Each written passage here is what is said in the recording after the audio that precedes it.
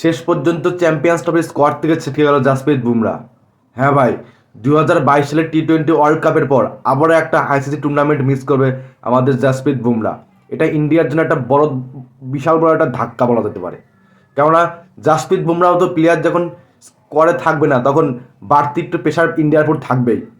কিছু করার নেই, পিঠের ইনজুরির কারণে জাসপ্রীত বুমরা আর খেলতে পারবে না 2025 সালের চ্যাম্পিয়ন্স ট্রফি। তার পরিবর্তে স্কোয়াডে নতুন করে নেওয়া হয়েছে বরুণ চক্রবর্তী। সে দুর্দান্ত খেলছে, ইংল্যান্ডের সাথে দুর্দান্ত খেলে যাচ্ছে, কিন্তু এখন দেখার বিষয় বরুণ চক্রবর্তী কি চ্যাম্পিয়ন্স ট্রফিতে এই ধারাবাহিক পারফরমেন্স দিতে পারবে কিনা।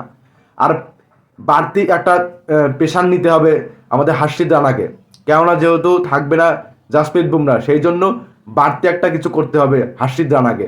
আর পেস বিভাগের ডিপার্টমেন্টে থাকবে হার্ষিত রানা, আর হচ্ছে মোহাম্মদ শামি, আর হচ্ছে হার্দিক পান্ডিয়া। এই তিনজনকেই পেস বোলিং ডিপার্টমেন্টে সামলাতে হবে। আর ব্যাকআপ হিসাবে নেওয়া হয়েছে যশস্বী জয়সওয়াল, মোহাম্মদ সিরাজ, আর হচ্ছে শিবম দুবে।